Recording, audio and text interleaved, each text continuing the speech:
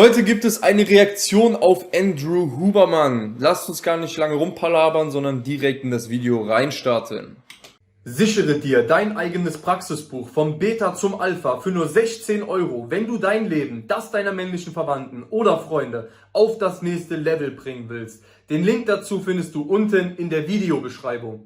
So I was starting to get a lot of questions. I was kind of surprised. I thought, well, I'm male and, maybe that's why they feel comfortable asking. But people were saying we're asking about pornography and they were asking, I realized we want to, I'll just be direct about it. They were asking whether or not masturbation was bad. They were asking whether or not masturbation with ejaculation was particularly bad. And here's my stance on this. I'm a biologist and a neuroscientist, not a psychologist. But what we know... Ist Biologe und Neurologe. Ne? Das ist schon mal interessant an der Stelle festzuhalten. For sure, is that if an individual repeatedly engages in this circuitry, let's say masturbation and pornography with increasingly potent forms of stimulation that are on a screen, a couple of things happen. First of all, what's being reinforced? What's being reinforced is a high dopaminergic response to watching other people engage in sexual behavior, which is very different. Großes Problem, er hat schon gesagt, das was man damit macht ist, man konditioniert sich darauf, einen großen Dopaminausstoß zu bekommen, indem man sich andere Leute anschaut, wie sie gerade ihren Spaß haben. Different than being in a first-person sexual experience, okay? So right there you know that what's being reinforced is not actually any kind of improvement in communication skills.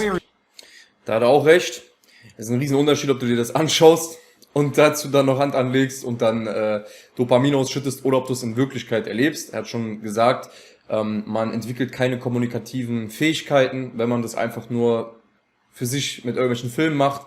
Und da hat er auf jeden Fall recht, das ist halt das Problem, ne? Deswegen sollten alle Männer auf P-Konsum verzichten und zwar für immer. Und auch für 90 Tage Minimum auf das Handanlegen verzichten ist ebenfalls enorm sinnvoll, um einen klassischen Reboot abzuschließen, um dich zu heilen, um dich wieder zu sensibilisieren. Und von den P-Konsum sollten wirklich alle für immer die Finger lassen. Deswegen ist klassisches NoFap auch für die meisten Männer ein Geschenk. Nur die meisten sind halt nicht stark genug, das Ganze durchzuziehen. Und es gibt viele Versuchungen, auf jeden Fall. Aber es ist am Ende auch bloß wieder Ausreden über Ausreden. Wenn man es wirklich will, dann kriegt man das auch hin. It's voyeurism. And as these questions started to come in more and more, I started to realize there was a lot of kind of undertones of people talking about fear of or experience with sexual dysfunction that clearly pornography can lead to. And here I'm specifically talking about males. I actually don't know the literature on females. So here I'm talking about... Females don't use visual pornography to the same degree. I see. They use literary pornography. I see. Auch ein sehr interessanter Punkt. Frauen benutzen den P-Konsum wie die Männer tendenziell weniger bis gar nicht, sondern wenn, dann machen sie das quasi mit schriftlichen P-Konsum, also über Bücher oder andere Sachen. Auch interessanter Fakt. Ja, das heißt, wir sehen auch hier wieder, der P-Konsum betrifft in erster Linie die Männer, die haben in erster Linie ein Problem damit.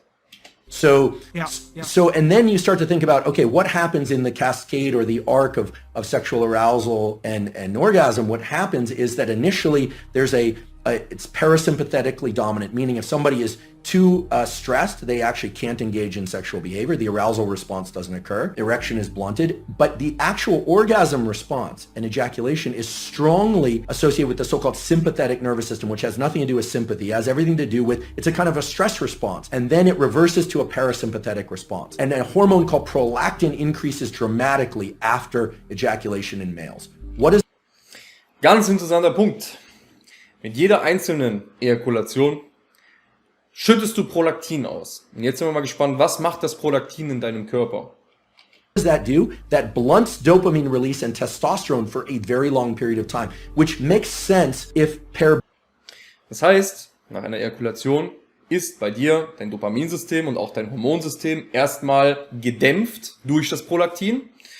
Und jetzt geht er gerade darauf ein, dass es auch Sinn macht, weil das ein Paarbindungsmechanismus ist. Bonding and sort of, in our species anywhere, there's this idea that then other molecules would be exchanged with partners, pair bonding, potential for raising mates, etc. Without getting into a huge discussion about that, the point is this: masturbation and pornography are potently tapping into the dopamine system and can undermine the very processes of what I consider healthy processes of finding a mate, dating, communication, eventually, if it's appropriate, sexual interaction, Well, it also sounds like it's etc. undermining pair bonding. And pair bonding. So here's a question. If you're seeking sexual release through pornography and you go through the whole cycle and you get a prolactin release, do you bond with yourself? So this is very interesting. The biology explains it as what's left there is a kind of an open loop, a kind of an emptiness, right? Because bonding with the self is a complicated notion. I mean, auch sehr interessant. Jetzt sagen die hier, durch das Prolaktin, was du ausschüttest, wenn du hier auch zum P-Konsum selber Hand anlegst, dann bindest du quasi mit dir selbst, du bindest dich an dich selbst. Tendenziell bindest du dich sogar auch noch auf den Screen, ne, weil du schüttest ja Bindungshormone bei jeder Ejakulation halt aus. Und das ist ein Problem, wenn du dich dann einfach nur an irgendwelche Pixel oder an einen Screen quasi bindest. Auch sehr interessant. I mean, there's a healthy version of that, of course, loving oneself and self-referencing, and again, this is more far more your domain than mine in terms of what a healthy self-relation is. But in the absence of a real partner there, absence of real sexual partner, there's an open loop of neurochemicals, including oxytocin and prolactin.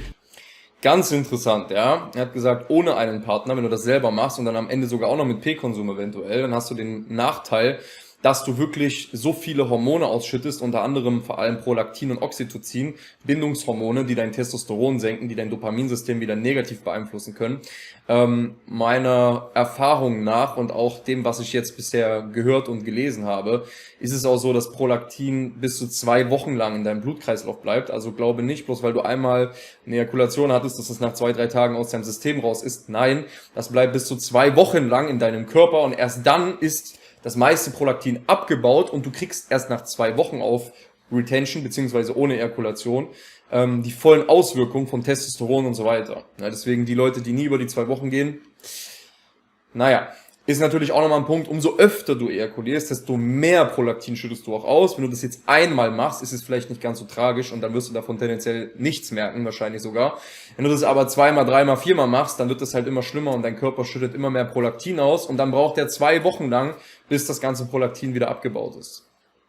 The dopamine, remember, dopamine goes up during pursuit, anticipation, then peaks and then crashes below baseline after orgasm and ejaculation. So this kind of low that people fear is putting them into an amotivated state. We can think of this, if I were to kind of expand on it, would be, it's this kind of neurochemical, psychological equivalent of making your home environment filthy for a while, not actually putting you into this positive amplification of dopamine. So it depletes the dopamine system. And it's likewise in drugs of abuse and addiction, it eventually depletes the dopamine system. Initially, there's a huge dopamine surge with drugs of abuse like methamphetamine and cocaine. But over time, people are using more and more to achieve what is not such a great high. You even see this a little bit with kind of consumption of energy drinks. Like people are taking more and more chemicals within their energy drinks and they're thinking about loud, fast music, energy drinks, this kind of stacking of dopaminergic tools. Now that's not as pathologic. In fact, there are some energy drinks I'll occasionally drink and I enjoy them. I don't think we need to be entirely afraid of pursuing or engaging in things that release dopamine. Obviously, healthy sexual behavior, food that we love, social engagement, all of these things can be dopaminergic. It's the big peaks in dopamine that are not associated with any prior effort or organization of self. Da hat er recht. Es ist nicht schlecht, Dopaminausschüsse zu bekommen. Es ist nicht schlecht, wenn du trainierst, liest, wenn du dich selber verbesserst, Erfolge hast, wenn du Frauen ansprichst oder auch wenn du andere Sachen machst, wenn du Freunde triffst. Das sind alles Sachen, die sinnvoll sind, um Dopamin auszuschütten. Das heißt, es geht jetzt nicht darum, dein Leben lang komplett als Mönch irgendwo in einer einsamen Höhle zu leben und nie wieder irgendwelche Dopaminausstöße zu bekommen. Darum geht's nicht. Es geht darum, dass man quasi Abstand von diesen sofortigen Belohnungen nimmt, die dir ohne etwas dafür zu tun einfach so hohe Mengen Dopamin liefern, die dann dafür sorgen, dass du komplett abgestumpft wirst und die normalen Aktivitäten nicht mehr erfüllend fühlst, nicht mehr erfüllend empfindest und dass du vor allem dadurch auch einfach nicht mehr motiviert bist, die Sachen zu machen. Du musst dich richtig zwingen dazu, an deinem Business zu arbeiten, ins Training zu gehen, zu lesen, dich weiterzubilden. Du bist dann dazu verleitet, einfach die ganze Zeit weiterzumachen, andere sofortige Belohnungen zu suchen, weil die sind einfach, die geben schnell viel Dopamin, du musst nicht dafür viel machen. Und das ist ein Problem, weil du damit dein ganzes Unterbewusstsein und auch dein ganzes Gehirn darauf konditionierst, dass du schnell viel Dopamin möchtest, brauchst, ohne etwas dafür zu tun. Und das Problem ist, wir sind auch darauf angelegt, immer den Weg des geringsten Widerstands gehen zu wollen. Und das ist halt dann ein Problem, was dann immer schlimmer wird, wenn man da in dieses Loch des P-Konsums wieder reinfällt und süchtig wird. Und auch wenn man das nur einmal macht oder zweimal, dreimal, merkst du selber, dass der negative Einfluss immer stärker wird. Deswegen am besten wirklich komplett für immer die Hände davon lassen. Ja, das wäre das Beste, was du machen kannst.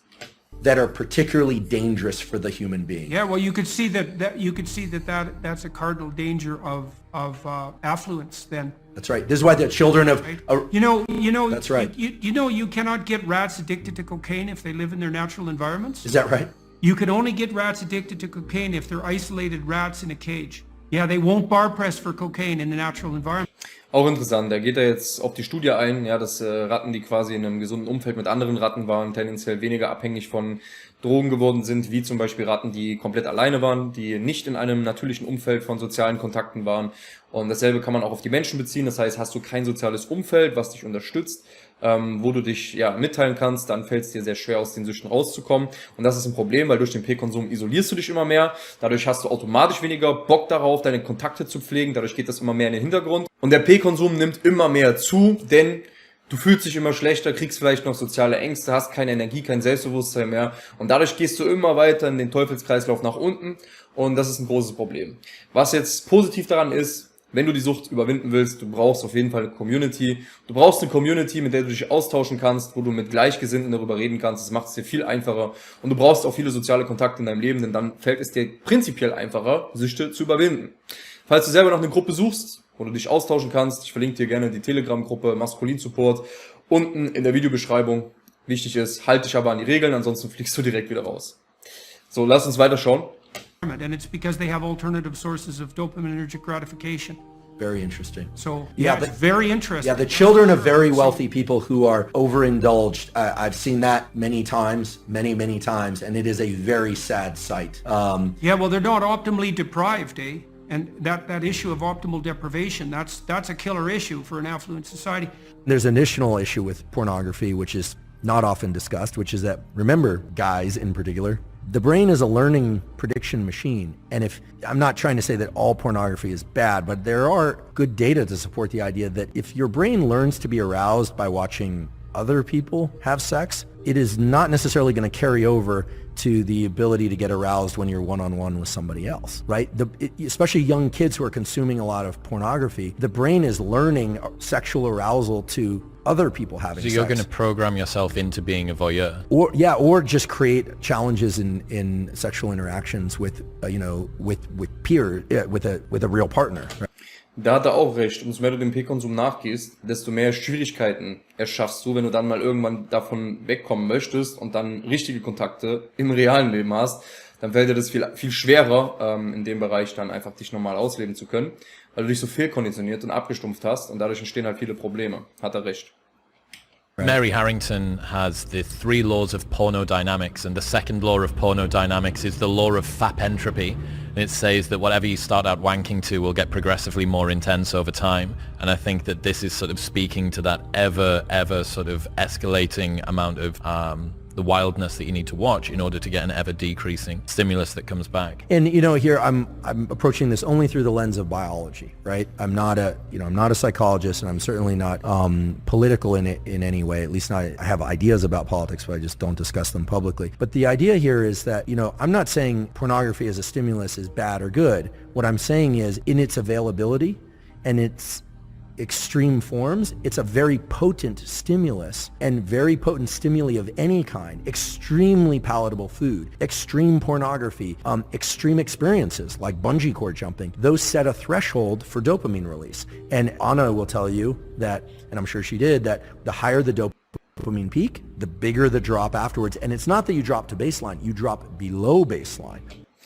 Auch sehr interessant. Was hier noch gesagt wurde, kennen wir ja, dass der P-Konsum nicht bei dem bleibt, wo es mal angefangen hat, sondern dass es meistens dann immer stärker, immer schlimmer, immer härter werden muss.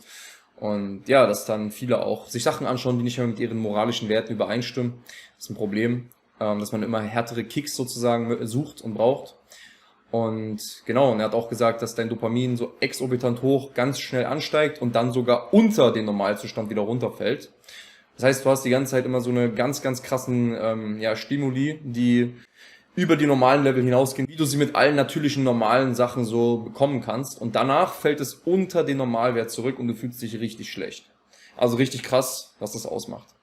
Again, it's not, these things aren't good or bad. They just have to be controlled in a way, because when people are pursuing dopamine peaks over and over and over and they aren't getting them, typically it's because they've been pursuing that activity far too often. And you're saying perhaps take a break from that, and there may be an ability for yourself, your system, to reset. Right. Yeah, I mean, in theory, all the things that we're talking about with pornography could be superimposed onto food, or could be superimposed onto real sex, right? That one also has to be cautious there, right? But the cycling back and forth between dopamine and low dopamine states, dopamine fasting as it were, but maybe just low dopamine states, these are natural rhythms that exist in the nervous system. We have to remember what the dopaminergic system is there for. I'll say it again, I wasn't consulted at the design phase, but we know as a generic form of motivation and pursuit. You can imagine the human or the animal that's hungry or thirsty. It needs energy to go pursue the thing. So the idea that you have to eat in order to get energy, that's true, but you need energy in order to get the thing to eat. So our nervous system has energy also. That's dopamine and epinephrine. Yes, we use glucose and glycogen, etc., when we're pursuing things, but the idea here is you're pursuing something, and then either by smell or by sight,